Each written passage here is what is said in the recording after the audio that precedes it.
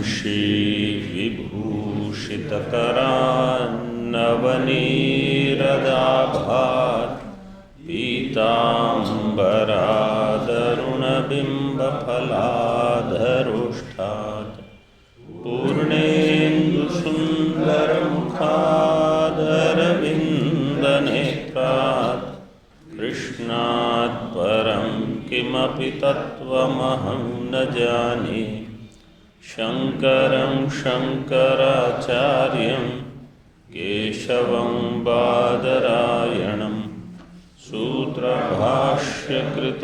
वन्दे भगवन्तौ पुनः पुनः। ईश्वरो गुरुरात्मेति मूर्तिभेदविभागिने व्योमवद्व्याप्तदेहाय दक्षिणामूर्तये नमः। ओम शांति शांति शांति।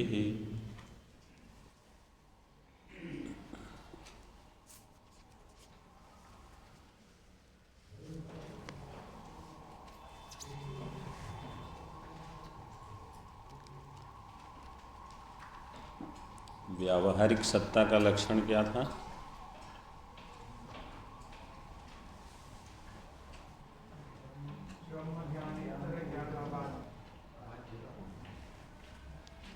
प्रातिभाषिक का? व्यावहारिक का मैंने पहले पूछा। व्यावहारिक का क्या था? हाँ, ब्रह्म ज्ञान इतर ज्ञान अबाध्यत्व। ये किसका लक्षण हुआ? मतलब कंठस्थ करने से अच्छा ये है कि समझ लीजिए पहले। एक बार समझ में आ गया है तो कभी विस्मृत नहीं। कंठस्थ किया है तो बाध्यत्व है कि अबाध्यत्व है, उसमें भ्रम हो सकता है। जो चीज़ समझ सकते हैं वो तो ब्रह्म ज्ञान से इतर ज्ञान, जैसे रज्जु ज्ञान, शुक्ति ज्ञान, इससे अगर किसी का बाध हो जाए तो वो क्या होगी? प्रातिभाषिक सत्ता।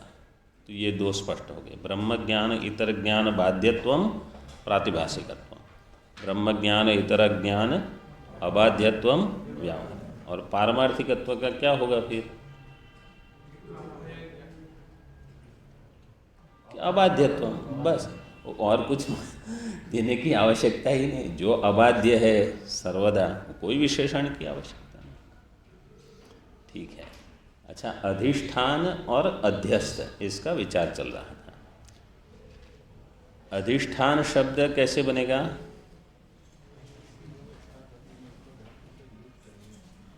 अधि उपसर्ग पूर्वक स्थागति निवृत्तों से ल्युट करेंगे, फिर सकार का शकार हो जाएगा और था का ठा करना है। कैसे करेंगे? ल्युट का पहले हाँ युवर नाव का उससे अन हो जाएगा, फिर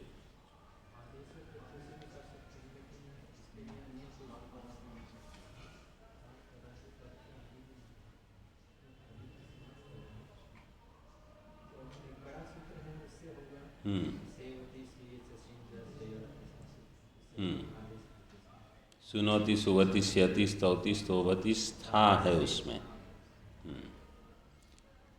और फिर ष्टुनाष्टु से था का ठ हो जाएगा, से अधिष्ठान। अधिष्ठान शब्द बन गया। दूसरा है अध्यस्त। अध्यस्त शब्द कैसे होगा? आप यहाँ से कोई बताए पहले। अध्यस्त में अधि, अच्छा यह ठीक है, कोई भी बता सकता है। हाँ,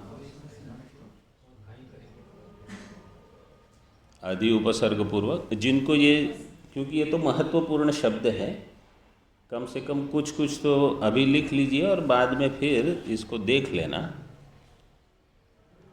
अधि उपसर्ग पूर्वक असुक्षेपणे धातु से, असुक्षेपणे धातु से घय करेंगे। घय किस में करेंगे? भाव में करेंगे कि कर्म के?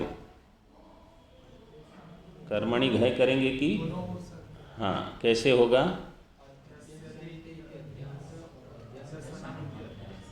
एक हो जाएगा अध्यस्यते इति अध्यासः।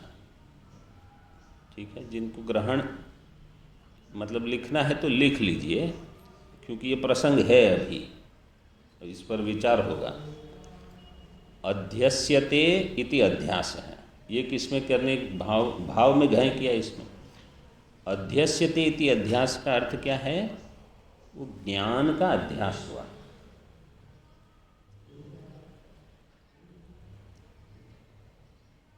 और नहीं, कर्म का, कर्मणि घय हुआ। अध्यसनम, अध्यास करोगे तो भाव में हुआ, मतलब वहाँ ज्ञानाध्यास। तो अध्यस्यते इति अध्यास हो जाएगा अर्थाध्यास। एक होता है अर्थ का अध्यास और एक होगा ज्ञान का अध्यास। तो दोनों अध्यास होते हैं। अर्थ का अध्यास, जैसे रज्जु में सर्प का अध्यास जब हम कहते हैं तो रज्जु जो है अर्थ है, पदार्थ है, वहाँ रज्जु पदार्थ के बदले सर्प पदार्थ है, ये एक बुद्धि बनती है। और फिर ज्ञान किसका होता है? सर्प का ज्ञान। तो वहाँ ज्ञान भी अध्यस्त हुआ और पदार्थ भी अध्यस्त हुआ, क्योंकि वहाँ सर्प तो है नहीं वास्तव में। जो नहीं है उसको है करके मान लेना, और फिर उसका ज्ञान भी। तो वहाँ वैसे क्रम नहीं है कि पहले पदार्थ का अध्यास हुआ फिर ज्ञान हुआ, तो दोनों युगपथ ही होते हैं। जैसे स्वप्न में हम विषय देखते हैं तो पहले विषय आया कि पहले उसका ज्ञान हुआ? तो ऐसा कुछ है ही नहीं। वहाँ युगपथ उनकी उत्पत्ति और युगपथ नाश भी। जब ज्ञान होगा तो पहले कौन जाएगा? तो दोनों एक साथ जाएंगे। तो ये है अर्थाध्यास और ज्ञानाध्यास। ये स्पष्ट हो गया। अब पूर्व पक्षी का यहाँ जो अनुमान था, टीका में जो हमने देखा अंत में, विमतो न आत्मधर्मो अविद्याकृतत्वात् जरादिवत।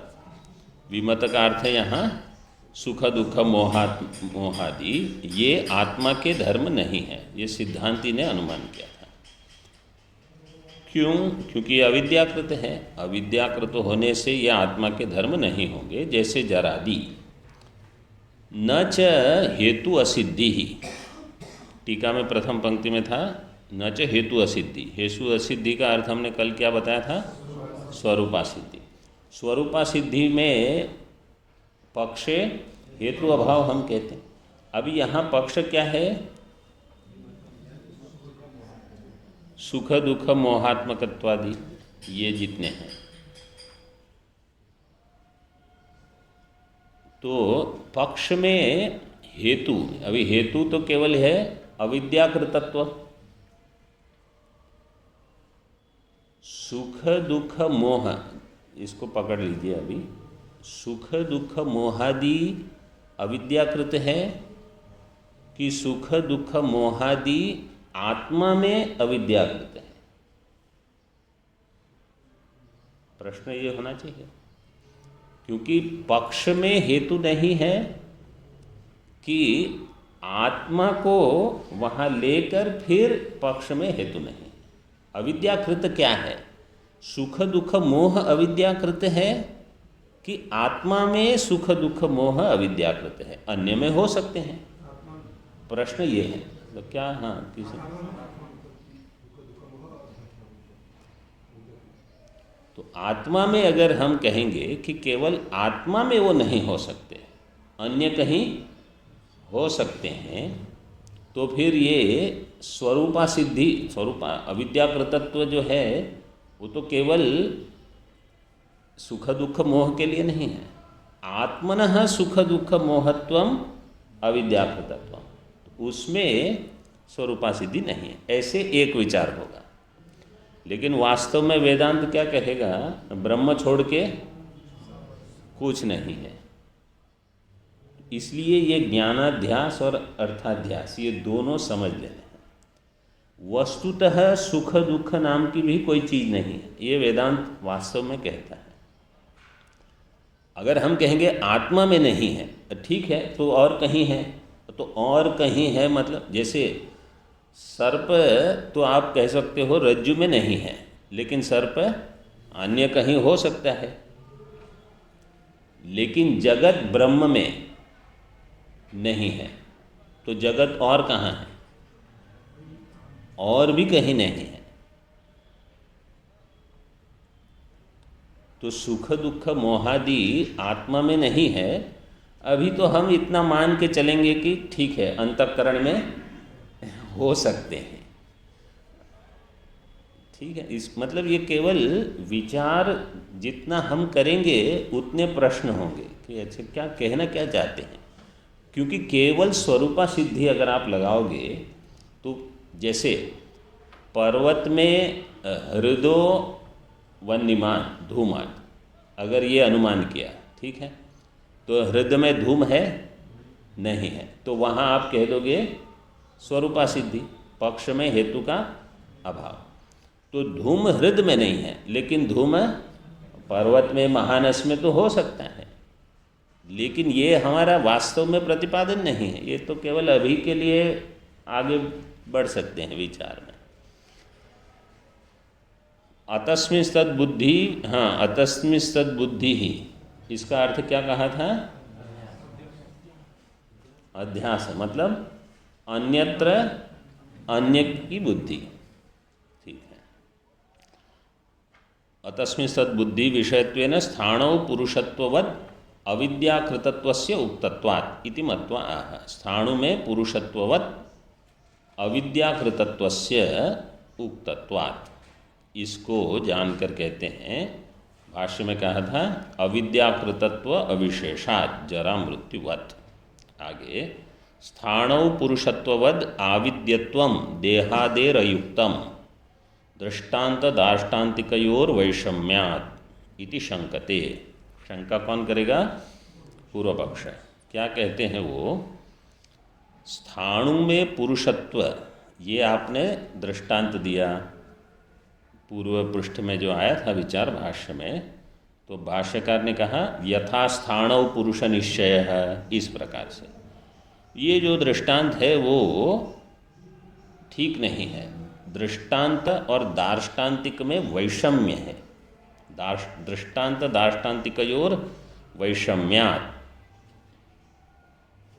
इसमें विषमता है। इसलिए देहादेहे आविद्यत्वम अयुक्तम, देहादेहे आविद्यत्वम का अर्थ है पूर्व पृष्ठ में जो कहा था देहादेरात्मत्वम आत्मनः, देहादि आत्मत्वम आत्मनः, ये ठीक नहीं है, पूर्व पक्ष कह रहा है। विषमता क्या है? देखिए भाष्य में, न अतुल्यत्वात् इति चेत, ये कौन कहेगा? पूर्व पक्ष। ये पूर्व, अच्छा, जहाँ कहीं भी आपको आवश्यक है पू सी इतना लिखते रहिए, कहीं बीच में ए भी आ जाएगा, एकदेशी। पूर्व पक्ष और सिद्धांति ये दो रहेंगे, फिर बीच में कहीं कहीं एकदेशी मत भी आएगा, वो अपनी चलाएंगे, फिर सिद्धांति उस सबका निराकरण करेंगे। नहीं तो पता ही नहीं चलेगा कौन क्या कह रहा है। न, पूर्व पक्ष कहता है आपका जो अनुमान है वो ठीक नहीं है। क्यों? अतुल्य है, दृष्टांत दाष्टान्त में वैषम्य है। क्यों वैषम्य है? तदेव प्रपंचयति, उसी को विस्तार करके बताते हैं। स्थाणु पुरुषौ ज्ञेयावेव सन्तौ ज्ञात्रान्योन्यस्मिन् अध्यस्तावविद्यया देहात्मनोस्तु ज्ञेय ज्ञात्रोरेव इतरेतराध्यास इति न समो दृष्टान्तो अतो देहधर्मो ज्ञेयोपि ज्ञातुरात्मनो भवति इति चेत। यहाँ तक पूर्व पक्ष। स्थाणु और पुरुष, इसमें ज्ञेय कौन है? दोनों ज्ञेय होते हैं। तो स्थाणु पुरुषौ ज्ञेयावेव संतौ, दोनों ज्ञेय होते हुए ज्ञात्रा अन्योन्यस्मिन अध्यस्तौ अविद्यया, ज्ञाता में दोनों का अध्यास होता है। मतलब कोई एक देवदत्त है, वह देखता है स्थाणु, बुद्धि में उसको आता है पुरुष, तो दोनों ज्ञेय है। किसी अन्य ज्ञाता जो इन दोनों से, इस अधिष्ठान अध्यस्त से विलक्षण है, उसकी बुद्धि में इनका अन्योन्य अध्यास होता है अविद्या के कारण। अविद्या अध्यस्तौ देहात्मनो होतु, और जो हमारा दार्ष्टान्त है उसमें तो आप देह और आत्मा के बारे में बता रहे हो, उसमें देह ज्ञेय है कि आत्मा ज्ञेय है?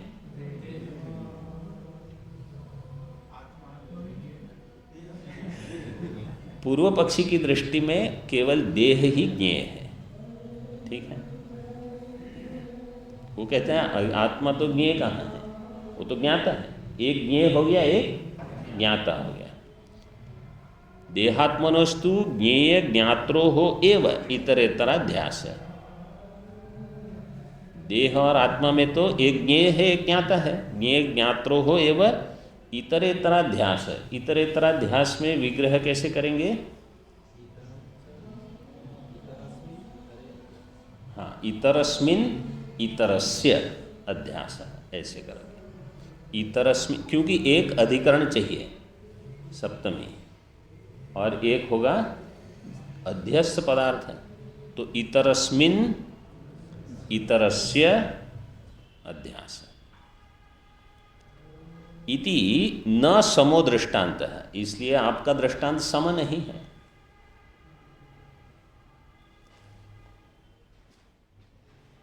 टीका में देखिए, ज्ञेयस्य ज्ञेयांतरे अध्यासाद अत्र च उभयोर्ज्ञेयत्वम्।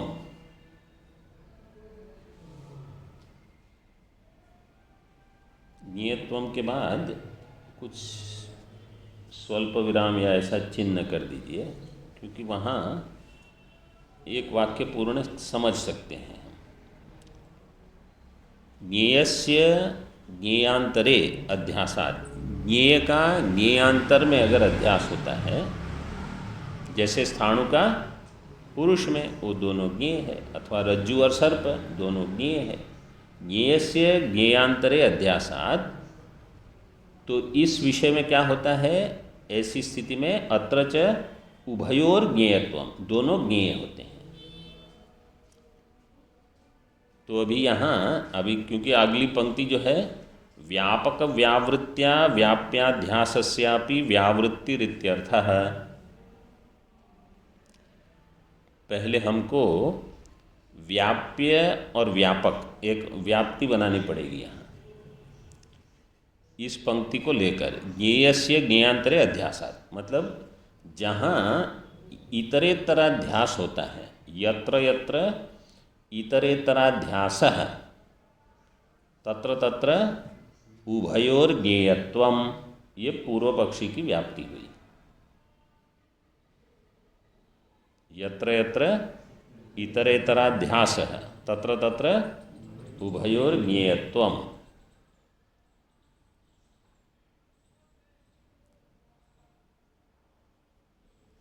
इसमें व्यापक कौन है? उभय ज्ञेयत्व, ठीक है। उभय ज्ञेयत्व व्यापक होंगे, जिनको ये व्याप्ति के बारे में, मतलब जिनका तर्क संग्रह अभी बिल्कुल नया नया है, तो लिख लीजिए, क्योंकि आगे की पंक्ति ही नहीं तो लगेगी नहीं। उभय ज्ञेयत्वम, और व्याप्य क्या है? इतरेतरा अध्यासत्वम। अब आगे की पंक्ति कहते हैं व्यापक व्यावृत्त्या व्याप्य अध्यासस्यापि व्यावृत्ति ही। तो व्याप्य क्या है? यहाँ दे ही दिया है। व्याप्य क्या है? इतरेतराध्यास, ठीक है। व्याप्य क्या है? इतरेतर अध्यास। व्यतिरेक व्याप्ति कैसे होगी?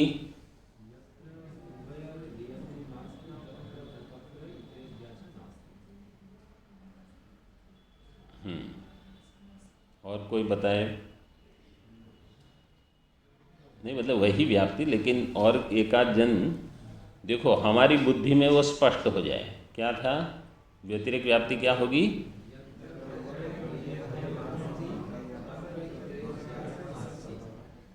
यत्र उभयज्ञेयत्वाभाव तत्र इतरेतराध्यासा अभाव। जहाँ उभय ज्ञेय नहीं होगा वहाँ इतरेतर अध्यास नहीं होगा। ये कौन कहेगा? पूर्व पक्ष। ठीक है, आपने जो दृष्टांत दिया उसमें उभय ज्ञेय मतलब दृष्टांत में है, दार्ष्टान्त में नहीं है। आत्मा और देह दार्ष्टान्त था। तो व्यापक की व्यावृत्ति, व्यावृत्ति का अर्थ है अभाव। व्यापक अभावात व्याप्य अभाव।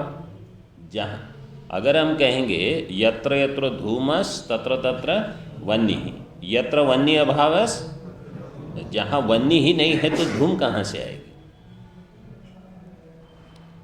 तो जहाँ दोनों ज्ञेय नहीं है तो वहाँ इतरेतर अध्यास नहीं हो सकता। व्याप्य अध्यासस्यापि व्यावृत्ति ही इत्यर्थः। और अगर ये सिद्ध हो गया, मतलब अध्यास नहीं है, तो देहात्म बुद्धेर भ्रमत्व अभावे, तो देहात्म बुद्धि भ्रम नहीं है, देह में आत्मबुद्धि ये प्रमा है, पूर्व पक्षी कहेगा। क्योंकि आपने कहा ये अध्यास के कारण देह में आत्मबुद्धि है। पूर्व पक्ष कहता है यहाँ अध्यास ही नहीं हुआ है, ये प्रमा है। क्योंकि अगर वो भ्रम नहीं है, देहात्म बुद्धेर भ्रमत्व अभावे, भ्रमत्व का अभाव है, तो फलितम किम? फलितम आह अतो देह धर्मो ज्ञेयोपि ज्ञातुरात्मनो भवति इति चेत। तो ज्ञेय देह का जो धर्म है वो ज्ञेय है। देह के धर्म क्या? जरा मृत्यु इत्यादि, ये सारे आत्मा के हो जाएंगे। और सुख दुख मोह ये भी सब आत्मा में ही होंगे। जिसको हम कहते हैं सूक्ष्म देह के धर्म, वो भी आत्मा में हो जाएंगे। इति चेत, सिद्धांति कहते हैं टीका में। यहाँ तक ठीक चला? सबको समझ में आ रहा है? उपाधि धर्माणां सुखादीनां उपहिते जीवे वस्तुत्वम अयुक्तम अति प्रसंगात इति परिहरति। उपाधि धर्म, उपाधि क्या है? देह, स्थूल सूक्ष्म देह, ये सारे उपाधियां हैं। उपाधि धर्माणाम सुखादीनाम, यहाँ सुख आदि क्योंकि पक्ष में इसको लिया है, सुख दुख मोह इत्यादि। उपाधि धर्माणाम सुखादीनाम उपहिते जीवे, उपहित है जीव, जीव मतलब जीव चैतन्य। वस्तुत्वम अयुक्तम, सिद्धांत कहता है कि अगर आप उसको वास्तविक मानोगे कि वस्तुतः उपाधि धर्म आत्मा में है, चैतन्य में है, तो अति प्रसंग हो जाएगा। अति प्रसंग कैसे होगा? वो भाष्य में देते हैं, परिहरति न अचैतन्यादि प्रसंगात। उपाधि में एक धर्म अचैतन्य भी है, वही धर्म अब किसका हो जाएगा? उपहित का, आत्मा का। तो आत्मा भी अचेतन हो जाएगा।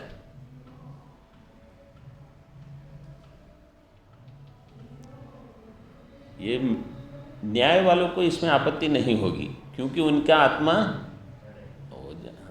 जड़ ही है। वो तो कहते हैं आत्मा का लक्षण क्या करते हैं?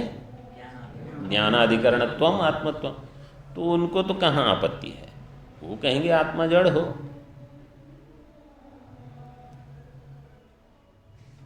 लेकिन वेदांत मत में ये नहीं बैठेगा।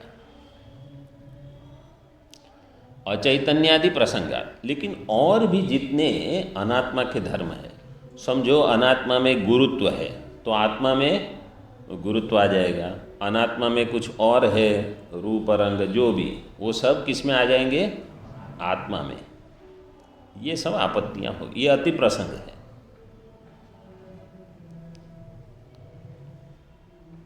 अति प्रसंगम एवं प्रकटयति, इसी अति प्रसंग को अब थोड़ा विस्तार करके कहते हैं। अब यहाँ पहले भगवान भाष्यकार ने समाधान, पूर्व पक्ष ने क्या कहा कि दृष्टांत में आपने कहा दोनों ज्ञेय है और दार्ष्टान्त में ज्ञेय और ज्ञाता है, ठीक है, ये आपत्ति थी। तो सिद्धांति ने समाधान किया कि अगर ऐसे आप करोगे तो देहादि का धर्म आत्मा में होने से अति प्रसंग हो जाएगा, अचैतन्य भी आत्मा में आ जाएगा।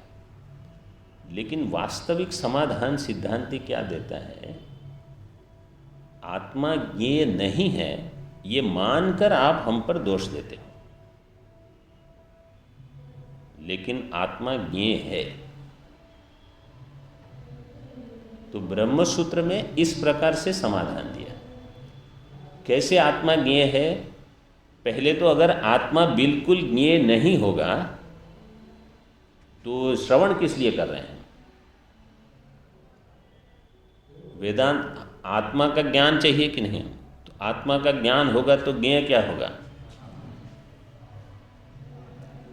तो आत्मा अत्यंत अज्ञेय नहीं है।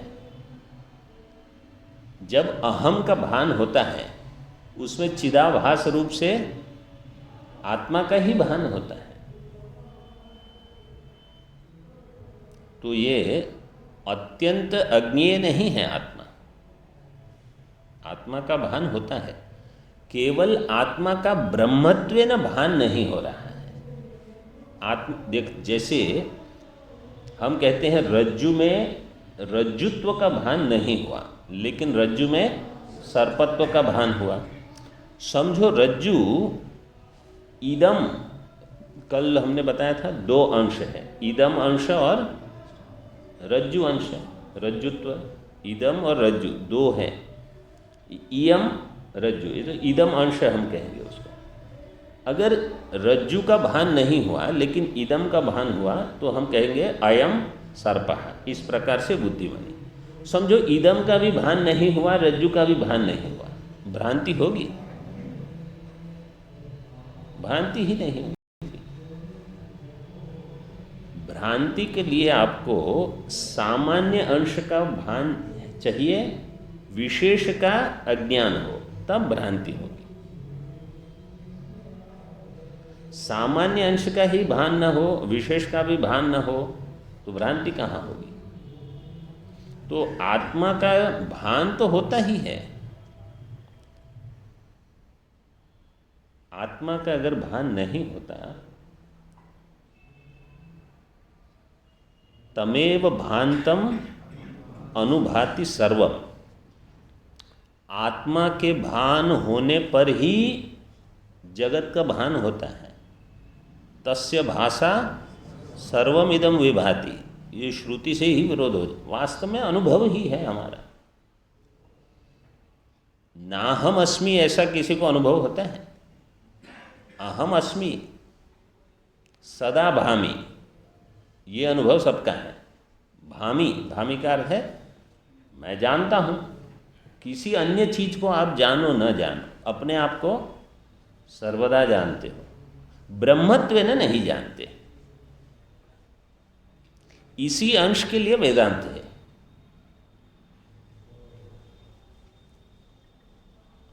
आत्मा के भान होने पर ही अन्य का सबका भान होता है, यहाँ तक कि अंतःकरण का भी। आत्मा के भान के बिना अंतःकरण का ही भान नहीं होगा।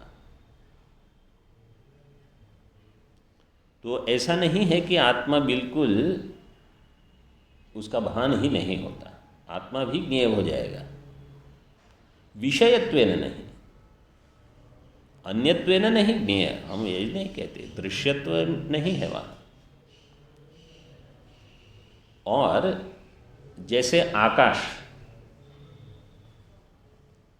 आकाश भी ज्ञेय होगा। कैसे? आकाश का चाक्षुष प्रत्यक्ष मानते हैं। चक्षु से पूर्व पक्षी की बुद्धि में क्या है कि जो ज्ञेय होगा वो किसी इंद्रिय से ही ज्ञात होना चाहिए। तो जैसे स्थाणु है, पुरुष है, रज्जु सर्प, ये तो इंद्रियों से ज्ञान हो गया, तो अध्यास हो सकता है। वेदांती क्या कहेंगे कि चाक्षुष प्रत्यक्ष हो ये आवश्यक नहीं है, साक्षी प्रत्यक्ष है आकाश, वहाँ अध्यास होता है। अप्रत्यक्षे अपि ही आकाशे बालाः तलमलिनतादि अध्यस्यन्ति। तो अप्रत्यक्ष है आकाश, फिर भी तलमल, आगे आएगी पंक्ति। तो मुख्य तो हमारा ये उत्तर होगा कि ऐसा नहीं है कि आत्मा ज्ञेय ही नहीं है। तो आप जो कहते हो कि दो ज्ञेय है वहाँ, यहाँ ज्ञाता ज्ञेय है, ये ठीक नहीं है। लेकिन अभी सिद्धांत केवल यही उत्तर दे के निराकरण करते हैं, आगे फिर कुछ और बताएंगे।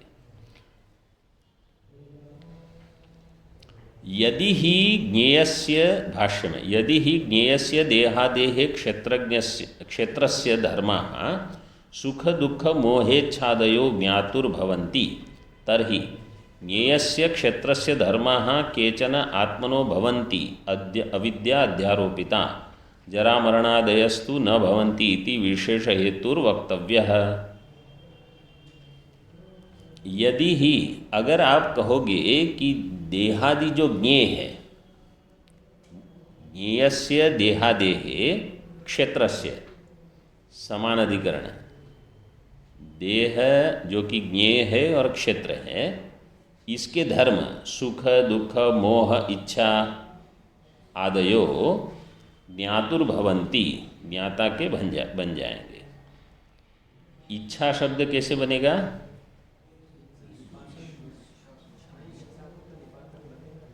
ईशु इच्छायाम धातु से शक प्रत्यय करके, हाँ, इच्छा निपातन किया है उसका। इच्छादयो ज्ञातुर्भवन्ति, ज्ञाता कौन है यहाँ? आत्मा। ज्ञातुः आत्मनो भवन्ति। तर्हि तो क्या होगा? ज्ञेयस्य क्षेत्रस्य धर्माः केचन, मतलब केचन पहले ले लीजिए, केचन ज्ञेयस्य धर्माः आत्मनो भवन्ति, केचन ज्ञेयस्य धर्माः आत्मनो न भवन्ति, ऐसा हो जाएगा। क्योंकि जो न्याय वाले हैं वो क्या मानते हैं? सुख दुख मोह कहाँ है? आत्मा। और जरा मृत्यु कहाँ है? शरीर में। वो आत्मा में नहीं मानते। वास्तव में दोनों क्षेत्र है, इस प्रकरण के विचार के लिए दोनों क्षेत्र है, तो दोनों क्षेत्र के धर्म होंगे, सुख दुख मोहादि भी और जरा मृत्यु ये सारे भी। तो अगर आप कहोगे कि सुख दुख मोहादि आत्मा में है और जरा मृत्यु आत्मा में नहीं है, तो आप क्या कह रहे हो कि कुछ क्षेत्र के धर्म आत्मा में हैं, कुछ क्षेत्र के धर्म आत्मा में नहीं है, तो इसका विशेष हेतुर वक्तव्य है। फिर से पंक्ति देख लीजिए। यदि ज्ञेयस्य देहादेहे क्षेत्रस्य धर्माः सुख दुख मोहेच्छादयो ज्ञातुर्भवन्ति तर्हि ज्ञेयस्य क्षेत्रस्य धर्माः केचन, कुछ ज्ञेय क्षेत्र के धर्म आत्मनो भवन्ति, वो आत्मा के हो जाएंगे। कौन से धर्म? सुख दुख मोहादि। अविद्या अध्यारोपित, अविद्या से अध्यारोपित होकर। और जरा मरणादयस्तु न भवन्ति, जरा मरणादि को हम कहेंगे नहीं, ये आत्मा के धर्म नहीं है। तो इति विशेष हेतु, इसमें विशेष क्या है? ये भी क्षेत्र का धर्म है, वो भी क्षेत्र के धर्म है। तो कुछ का अध्यास मानते हो, कुछ का अध्यास नहीं मानते, इसका हेतु आपको बताना पड़ेगा। टीका में सुखादीनाम आत्मधर्मत्वम चेत उपाधि धर्मत्वाद अचैतन्यम जरादिकम च आत्मनो दुर्वारम स्याद इत्यर्थः। अगर सुखादि को आत्मा का धर्म मानोगे, वो उपाधि का धर्म है। उपाधि धर्मत्वाद अचैतन्यम जरादिकम च आत्मनो दुर्वारम, तो तो ये सारे भी आत्मा के धर्म हो जाएंगे इत्यर्थः। सुखादिरात्मधर्मो न इति पक्षे अपि नास्ति विशेष हेतु इत्याशंक्य आह। सुखादि ही आत्मधर्मो न, ये कौन कहेगा? सिद्धांति। सुखादिर आत्मधर्मो न इति पक्षे अपि, मतलब वहाँ चाहिए तो लिख ली इति पक्ष का अर्थ है इति सिद्धांत पक्षे अपि। तो सिद्धांत पक्ष जो है कि सुखादि आत्मा का धर्म नहीं है, इस पक्ष में भी नास्ति विशेष हेतु इति आशंका आह। ये आशंका कौन करेगा? पूर्व पक्ष। पूर्व पक्ष क्या आशंका कर रहा है कि जैसे आप हमको पूछते हो कि सुखादि अनात्मा के धर्म है क्षेत्र के, उसका हम अध्यारोप करते हैं आत्मा में, लेकिन जरा मृत्यु है उसका अध्यारोप नहीं करते, तो उसमें आप हमको विशेष हेतु पूछते हो। मतलब सिद्धांती पूर्व पक्षी को कहता है इसमें क्या भेद है, क्यों इसको आप अध्यारोप मानते हो, अन्य का अध्यारोप नहीं मानते, तो विशेष हेतु आपको बताना पड़ेगा। पूर्व पक्ष कहता है ये सुखादि आत्मा के धर्म नहीं है, ऐसा जो आप कहते हो उसमें क्या विशेष हेतु है, आप विशेष हेतु बताओ। सिद्धांति पूर्व पक्ष को विशेष हेतु पूछ रहा है। पूर्व पक्षी कहता है सुखादिर आत्मधर्मो न इति सिद्धांत पक्षे अपि नास्ति विशेष, इसमें भी कोई विशेष हेतु नहीं। इति आशंका है। सिद्धांति कहते हैं न भवन्ति इति अस्ति अनुमानम अविद्याध्यारोपितत्वात् जरादिवत् इति। हमारे पास अनुमान है, हेतु के हमने क्या दिया? अविद्या अध्यारोपितत्वात्, जो पूर्व में दिया था अविद्याकृतत्वात्, इस पृष्ठ की प्रथम पंक्ति में उसी से निगमन करते हैं कि हमारे पास तो ये हेतु है कि जो अविद्या अध्यारोपित है, अविद्या अध्यारोपित होने से उसमें कोई विशेष नहीं है। किसमें किसमें विशेष नहीं है? सुख दुख मोहादि और जरा मृत्यु। हमारे मत में सारे क्षेत्र के धर्म है, अनात्मा के धर्म है, इसमें से किसी का आत्मा में अध्यारोप नहीं हो सकता। मतलब अगर अध्यारोप होता है तो ये भ्रांति है, आत्मा में कोई धर्म नहीं होगा, सुख दुख मोह भी नहीं और जरा मृत्यु नहीं।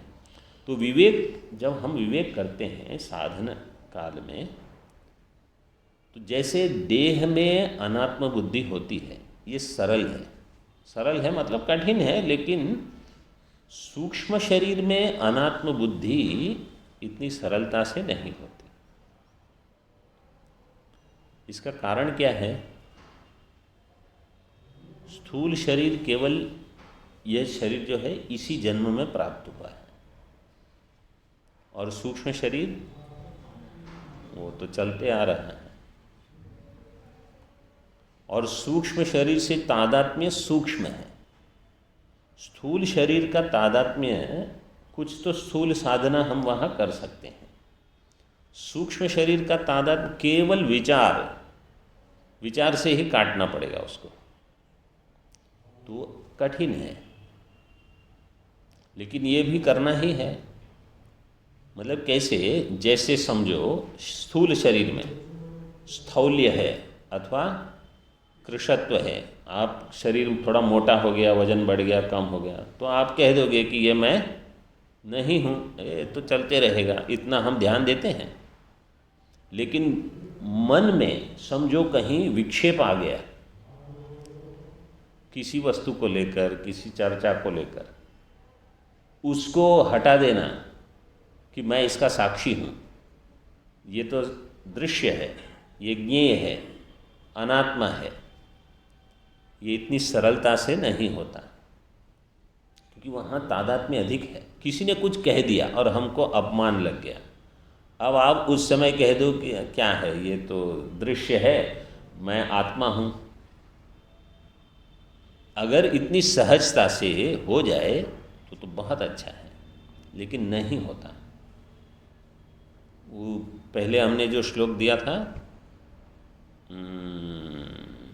उत्तमे क्षणकोपस्या, मध्य में घटिकाद्वयम, अधमे स्यात् अहोरात्रम।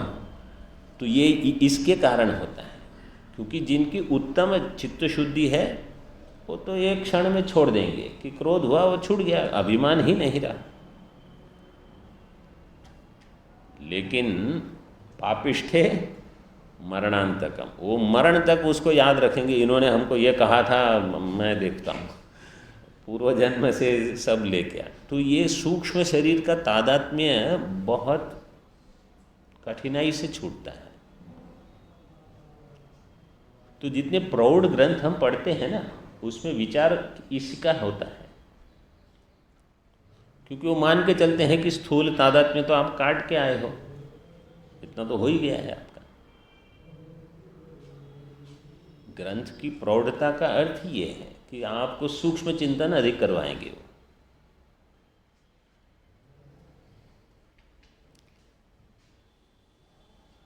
टीका में देखिए, तदेव अनुमानम साधयति, उसी अधिमान को दे दिया अविद्या अध्यारोपी तत्व। और एक अनुमान देते हैं, विमतम नात्मधर्म आगमापायित्वात् सम्मतवत् इति अनुमानांतरम आह। विमतम न आत्मधर्म, विमतम से क्या लेंगे? सुख दुख सारे क्षेत्र के धर्म ले सकते हैं, जरा मृत्यु जो भी है। क्यों? आगमापायित्वात्, तो भाष्य में और भी आज वहाँ दिया है हेयत्व उपादेयत्वाच्च, भाष्य में उसको यहाँ दे दिया आगमापायित्वात्। जो हेय है उपादेय है, मतलब जो आता है जाता है। आगमापायी, आगमापायी समास कैसे करेंगे? शब्द कैसे बनेगा? आगमश्च अपायश्च इति आगमापायौ, उसमें इनिठन करके इनिठनो, तो आगमापायिन, फिर तत्वाद आगमापायित्वात् सम्मतवत। दृष्टांत क्या देंगे? सम्मतवत का अर्थ क्या है?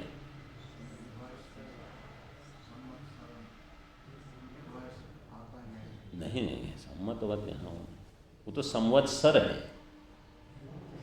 सम्मतवत का अर्थ क्या है? सम्मत मतलब जिसमें पूर्व पक्ष और वादी और प्रतिवादी दोनों सम्मत हो, ऐसा कोई भी दृष्टांत आप ले लीजिए, लिख लीजिए। अगर पहली बार ये श्रवण हुआ है इस शब्द का, सम्मतवत का अर्थ है वादी प्रतिवादी सम्मतवत, जिसमें वादी और प्रतिवादी दोनों सहमत हो, ऐसा कोई भी दृष्टांत पूर्व पक्ष सिद्धांत कहते हैं आप कुछ भी ले लो, हमको कोई आपत्ति नहीं। जैसे रोग आदि, रोग आदि जो होते हैं वो आगमापायी है, वो आत्मधर्म है नहीं, ठीक है। तो रोगादि सम्मत ले लिए। जैसे रोगादि में आगमापायित्व है, आत्मधर्मत्व नहीं है, इसी प्रकार सुख दुख मोह इच्छा ये सारे आगमापायी है। आगमापायित्वात् न आत्मधर्म, हाँ ऐसे करके निषेध कर देंगे हम अनुमान से। हेयत्व उपादेयत्वाच्च भाष्य में दिया। टीका में देखिए, फिर इत्यादि दिया है भाष्य में।